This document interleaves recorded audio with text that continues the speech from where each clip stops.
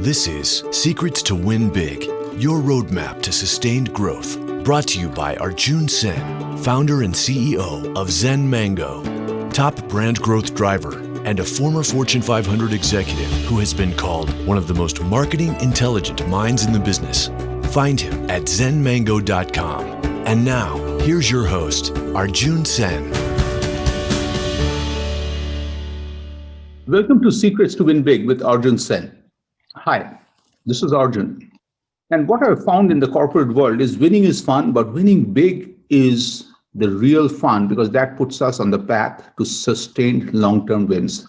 In this podcast, I have incredible conversations with leaders from all walks of life all over the world. And that to me is important because our journeys are different.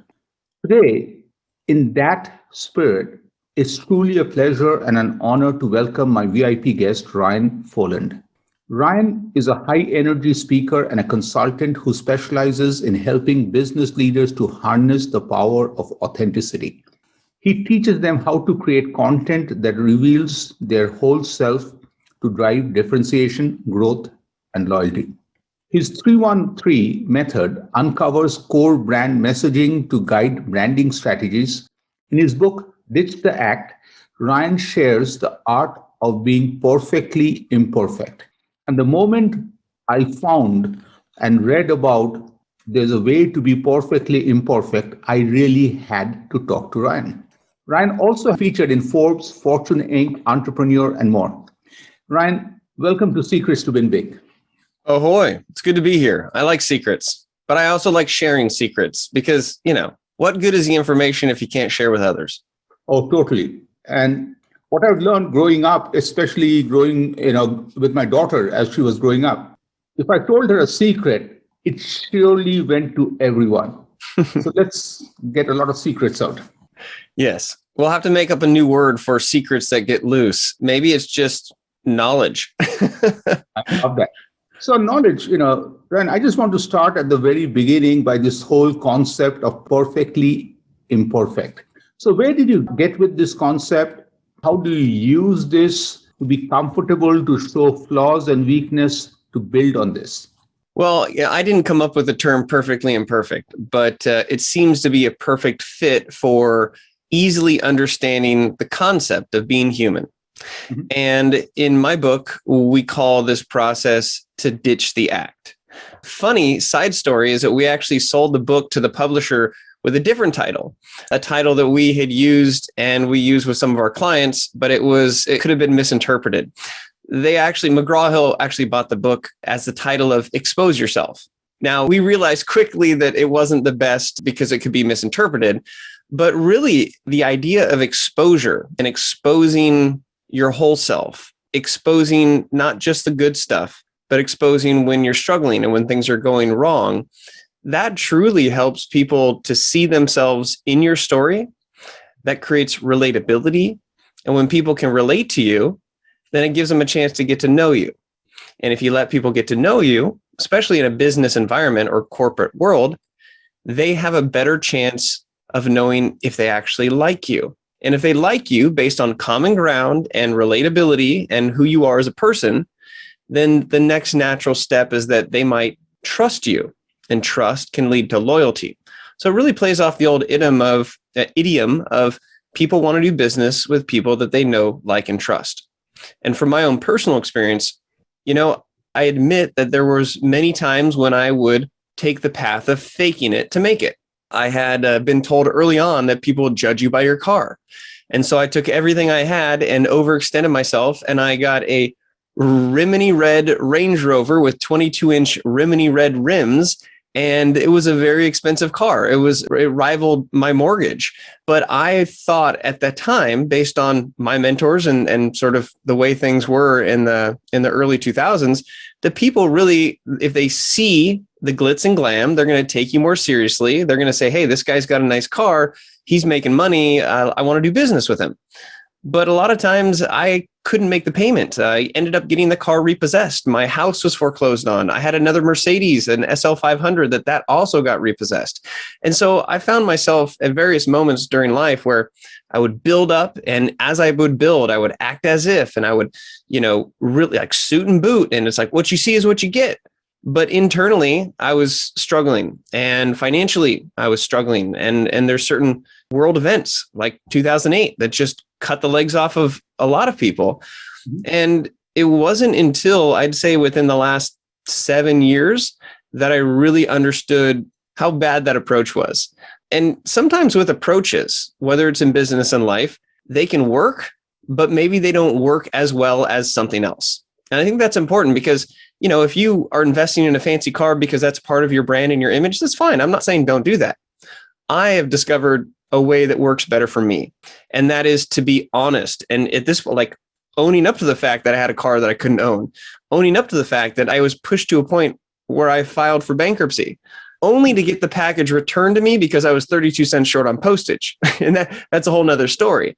But I have found in my business and being a professional, and I think it's unique because I also am a full-time employee. I work for the University of California, Irvine, but I also have my own consulting and speaking business where I speak around the world. And so I'm able to wear both of those hats. But I'll tell you, the more honest I am with my boss at UCI, if I'm having an off day, if I share that with him, if something's happening with my family and I'm open with him about it, he understands me, he understands who I am, and we work really well together. So whether it's clients, whether it's an employer, I have found that when you ditch the act and you share with people how you're feeling, or share them with the struggles and share with them how you got to where you are based on your experience, it's a lot less faking it. And I've found that is what has helped me to make it to where I am today. Not faking it has made it. So I love the honesty and simplicity with which you shared. So I have to ask a follow-up question is, once you move from that world of faking to being honest, what did it feel first few days when you woke up in that new world, just as Ryan and no one else? Yeah, well, it didn't happen over a day, didn't happen over a week. It's a process. That's the first thing to understand. And, it took me losing my house and losing my cars. And I remember, I will never forget sitting on the curb when the reality hit that I'm going to need a new place to live, and calling my parents, hardly able to get out the words because I was so emotional and crying, basically sharing with them that I've kind of led them to believe that I'm maybe a little bit better off than I am. And that moment, coming clean with my parents and finally being able to get the words out, and them just saying, it's okay, come move back home. We're here for you. My biggest fear up to that point was that they'd judge me, that my friends would judge me. And I think fear of judgment is what really holds us back from maybe being as honest as we should with our friends, even our loved ones, people who we're in long-term relationships with. It's just easier to omit the stuff, right? And so you're not technically lying, you're just not really telling them that you've got bill collectors and stuff. Mm-hmm. So for me, that's one moment where after that phone conversation and my mom just saying, Ryan, it's going to be okay. I just remember feeling the sense of and all of the emotion was pent up because I had sort of been hiding it. So it doesn't happen overnight. And there were certain moments in my professional career when I experienced the value of putting myself out there in that way. And very similar to that conversation with my mom, where it's fearful, it takes a lot of courage to say it and do it, and then you share it. And then after it's out there, what you think is going to happen doesn't happen. You think people are going to judge you. You think they're going to look at you as a loser. And in fact, it gives them an opportunity to relate to you. I mean, we've all had financial problems. We've all had problems with relationships. We've all had these. And so I want to be clear that I'm not saying if you're faking it now, just wake up tomorrow and be like, hey, I'm here, and just unload all of your baggage onto everybody. That's not what I'm saying. I'm saying that if you look at your daily interactions, this is one interaction here. My boss, I just had a Zoom with him. There's another interaction. I've got a client later on today. Talking with my wife is another interaction. And truly ditch the act is to be the same person in each one of those situations. And I think that we're not inherently saying oh, I'm trying to be fake. That's not our goal. But if we're with our boss, we might sit up straight. We might put on a tie. We might change our shirt. We might be a little bit different. When we're with our loved one, maybe we put our guard down more and we're just more relaxed. So to ditch the act is not, I woke up. It's recognizing sort of the center, the keel, the through line of who I am and what I'm all about and what makes me excited and the good, the bad, the ugly. And when you can create that consistency, gosh, life is a lot less stressful. You're a lot less anxious and you can kind of interact in a genuine way across the board. And that translates to how you are on social. So it's not about just opening up and just like emotionally vomiting on everyone. It's about looking at sharing more than just the good. It's getting past the pleasantries and it's connecting with people like as a human. And if you're an executive, you are still a human. Your employees might think you're not. And that's the value. That's what I enjoy working with people, is to find those honest moments with themselves that help people relate. Yeah, so one of the things that stop us, and you use this phrase in your website where you talk about oversized egos. Mm-hmm. And, each one of us can see that in different phases in our career. We have experienced it. And, some of us are guilty of also living that because as humans, it's totally okay for us to do that from time to time. So what is oversized egos? How does it impact the modern marketplace? And how do we deal with it? I think an oversized ego, a good definition, would be showcasing your highlight reel and omitting a lot of the valuable information and experiences that you have. So how this plays out is that you may see what someone's posting, you may hear what someone's talking, you may see them up on the big stage, you may read about them, and you're like, wow, this person is like, they haven't had any challenges. They're super successful. They're on Clubhouse and they answer, or they start off with, hey, my name is Ryan. I'm a 9-figure entrepreneur. And you're just like, wait, what? So I think that an oversized ego is showcasing all of what would be your highlight reel, like all these, accolades and features, but just like constantly. Mm-hmm. And I think that has a major impact. You have influencers who are maybe repping industries that it's more for the profit than the process, or somebody who's obviously not fit, but trying to talk about fitness in a way that they're uneducated with, or somebody who's a business guru who's trying to sell you a start your business and make $1 million today. I think we start to sense the BS measure and we're like, I don't know, that seems a little bit too good to be true. And so if instead of your highlight reel, you look for moments of your experience that you can share in addition, like, hey, here's my car. You think I just bought it? Well, let me tell you a story about when I was almost broke, right? Like there's a way to give people the backstory. And if you create more moments that aren't your highlights and you package them together, then you actually put together a highlight reel, REAL. And the final thing I'll say is that, there's the pinnacle is being on the cover of Fortune magazine, right? You're like, there you are, you've made it. But if you actually read those articles, it's not like talking about all their successes. What people talk about is what went wrong and how can we learn from what you did? And that's the real connectivity.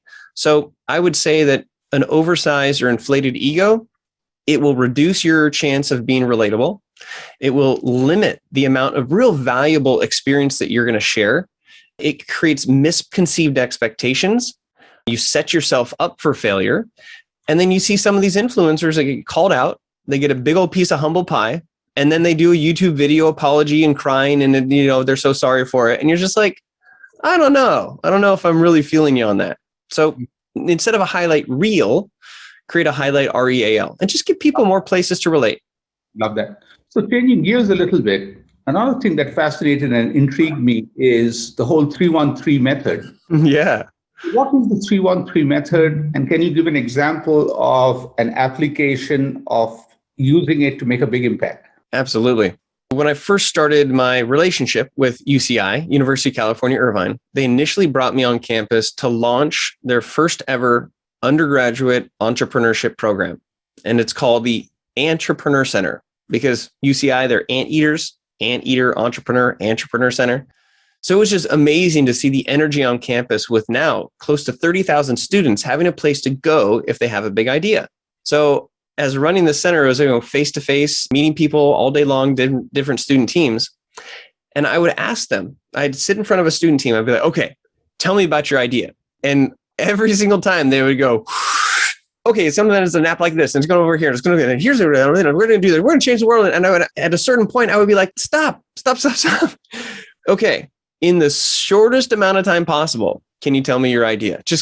We don't have that much time, right? Let's get to where I can help give you some feedback. And they go, oh my God, and they would just continue to talk. And so when we're excited about our ideas, and this is sort of amplified in a student entrepreneur, we talk too much. We over-explain. We give too much information.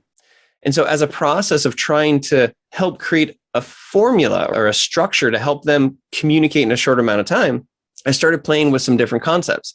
And so I would say, well, before you tell me what you do, let me ask you a question. Can you tell me the problem that you solve? And they'd be like, they tell me what they do. No, just tell me the problem that you solve.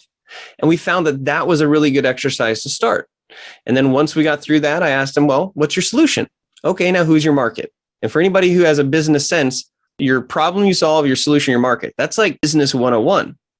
But what I found over and over again, and not just with student entrepreneurs, but with well-established entrepreneurs, they had a hard time articulating those three core concepts. So I put restraints on things.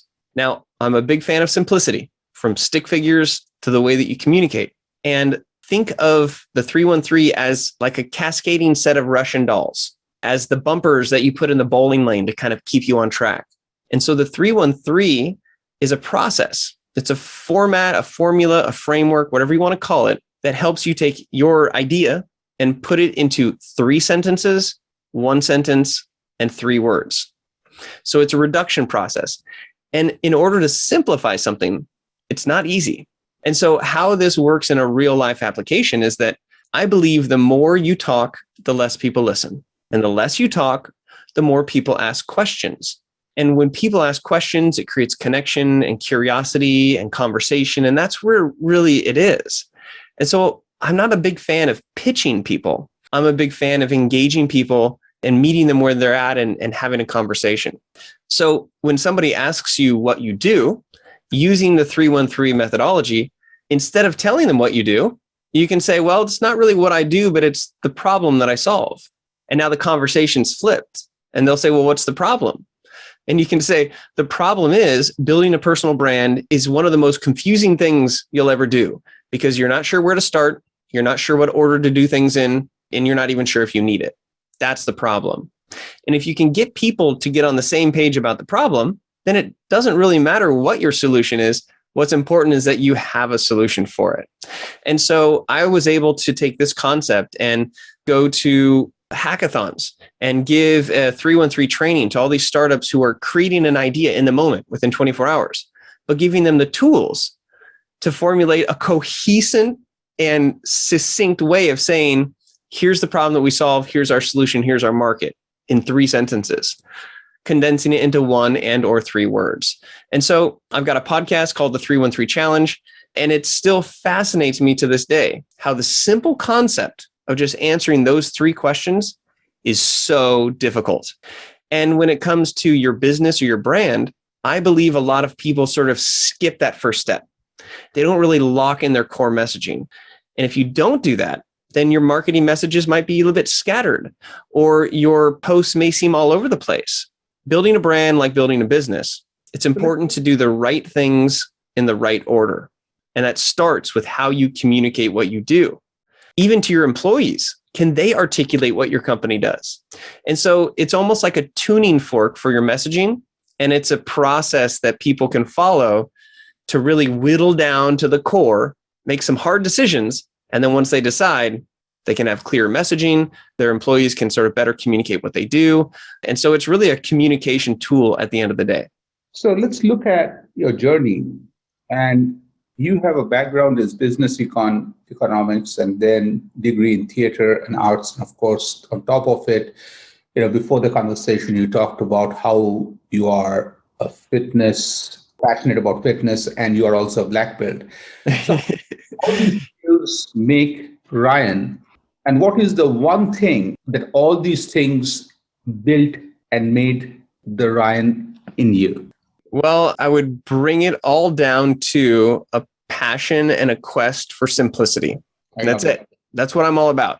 Simply being you creating simplicity in your messaging. If you can make your concept simple, it's easy to understand, but it is not easy to make your concept simple. Do not confuse simple with easy. When it comes to, say, working out, right? It sounds simple enough, but it's actually a lot more complicated than that. So my wife and I, we work on the habits or the routines that we can fit into our lives that help to propagate the step-by-step process in the right direction. You know, a lot of people look for hacks and apps, whether it's building their brand or fitness or anything, right? There's an app for it. Is there a YouTube video? Can I just get there quicker? I really believe that successful people are not doing what everyone else cannot do. I believe that successful people are doing what everyone can do, but not everybody does. And so you have to find the habits and the daily routines that support your lifestyle, what you want. And for me, being healthy is a big part of that. So we try to work out every day. Being hydrated, making sure my body is in good, full operational order. And I like to stimulate my creativity. So I draw stick figures every day. You know, so each person is their own snowflake, right? I'm a ginger snowflake. And at me, at the core, this quest for simplicity, I think that's one of the reasons I love to sail so much. I love that. The whole concept of simplicity. So now building on that, let's go to this section where I call that rapid fire, where you just would get 3 to 8 word answers. And I'm building on your 3-1-3 challenge and your 3-1-3 method. So in 3 to 8 words, how do you define success? Sustainable achievement of long-term goals. Love that. So again, what is the one influence that you have had that you are most grateful for? My parents, not only for them allowing me to explore who I am, but for exposing me to nature and the ocean at such an early age. Wow. The next one is you have shared a lot about the tough days in your life. What is the one biggest compliment or testimonial that you have got that really made you feel, you know, this Ryan kid is cool? It always is when a prior student that I worked with in the past, and I still mentor students today, is when they send me an email or send me a direct message on LinkedIn saying, I have not forgotten about you. And as a result of meeting with you, you helped see in me what I didn't know that I had. And they share their success with the business that they have. So hearing from people years past since I've actually worked with them is amazing. I love that. And also to me, I think I get that relating to the impact you make on somebody's life over a period of time. I love that. Finally, last question is, with so much of your wisdom, if you could go back and talk to Ryan graduating from high school, what is the one piece of advice you would give to that young kiddo before he launches himself at the big brave world? I would definitely say that my answer is to realize that everything will not get done today.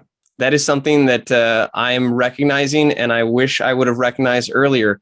Everything will not get done today, and that is okay. So this is a fascinating conversation. So is there anything else that you want to share with the listeners that I have not asked you already? Well, one thing that I get asked a lot is, how do you get so many followers? And I want to answer that with 7 years and over 50,000 tweets. I just think that in general, people focus too much on their followers. And it's easy to do because it's a numeric measure that you sort of can judge yourself and you can compare yourself to your peers or people that you aspire to be like.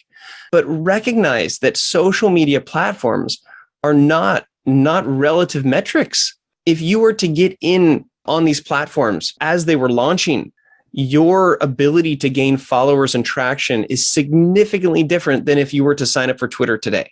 And the reason for that is that these algorithms are actually supporting the business of the organization, of the actual marketing and development for the social media businesses. So I think we tend to think that, hey, this is a free space, everybody is on the same page, and I have the same ability to grow my following to millions as somebody else. But that's not correct, especially now. Look at Clubhouse for an example. That's a great opportunity of getting in early. And there are people that are getting a lot of followers because they're spending the time, they're there early. And so I don't want people to judge their worth based on how many people are following them. I believe that the quality of followers is so much more important than the quantity. And not everybody has to like you. They really don't. And once you realize that, and you realize like you can only take on so much work. And here's just a quick anecdote. I have consulting clients, and I coach people. I help them with their brands. I've got a number of people right now I'm helping with their TEDx talks. I only have so much time. Like I can only work physically with so many people. I've got a full-time job as well. And so if you have this mentality, like I need more and more and more, at a certain point, you're going to cap out. And so I would encourage people to not judge themselves by their followers and judge yourself by the relationships that you're building online and the engagement that you have with people. And I think that's something that's really important as you build your brand. You can't compare yourself to other people.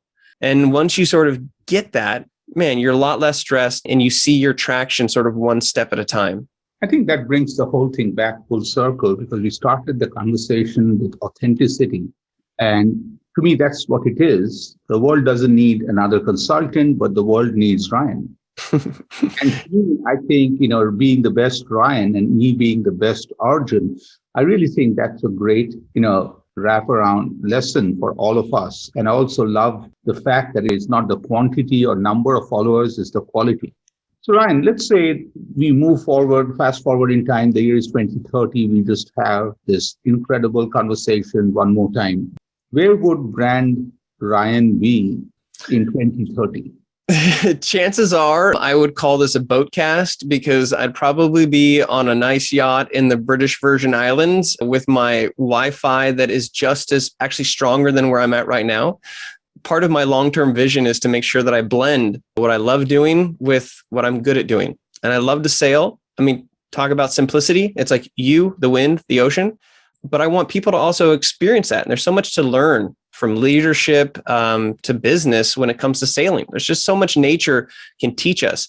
And so part of my longer-term vision at that point, I would love to be able to offer real private, I don't want to say exclusive because I want to be inclusive, but it's not for everybody. It would be for people who want to go spend a week or two on an adventure somewhere amazing in the world while you're learning about leadership. You're learning about how you can communicate yourself. You're learning about who you are, so then you can go back on shore and be your best self. So I would love that in 2030, I would be talking to you from someplace in the middle of the ocean with great Wi-Fi, by the way. I love that. And to me, I think the priorities of life are so important. I just moved into a new home in Houston. We moved from Denver and the movers are not here yet. And I realized everything my wife and myself we need are a mattress pad, folding table, and a few chairs, Wi-Fi, and a green screen. That's it. And the very fact green screen and Wi-Fi was in our top 5, it just made me appreciate the world we are in and everything else. Ryan, this is a fascinating conversation, and I'm just wish you the very best in your journey ahead. And of course, I'm looking forward to the boatcast. It would be really cool. And hopefully I would be on a golf course somewhere. You would be sailing, and we both would have a fascinating next conversation. So thank you again for a fascinating conversation. You're welcome. And if I can kind of wrap this up, because sometimes when I'm sailing, that's when I'm inspired to rap, believe it or not. And so I am a rapper. So I'll share with you as a wrap up, a certain rap which kind of incorporates what we've been talking about today. Because here is the deal. Let me give it to you real. The key to connection is to learn to be real, because you are not perfect and neither am I. And that is the exact reason that we see eye to eye, because everybody's different, but we are all the same. To be perfectly imperfect is how you win the game. And if you only showcase good and do not share the bad, you will miss connections that you never knew you had. Drop the mic moment. Drop the mic. I got a microphone right here. It'll drop. Thank you again. Thank you all for this fascinating conversation. And this is Arjun signing off. Happy listening and looking forward to bringing you another conversation with another leader from another walk of life real soon. Thank you again. Thanks, Ryan. Great to be here. You've been listening to Secrets to Win Big with Arjun Sen, founder and CEO of Zen Mango, top brand growth driver, and a former Fortune 500 executive who has been called one of the most marketing intelligent minds in the business. To learn more, visit www.zenmango.com. Share this podcast with your friends and subscribe wherever you like to listen to podcasts.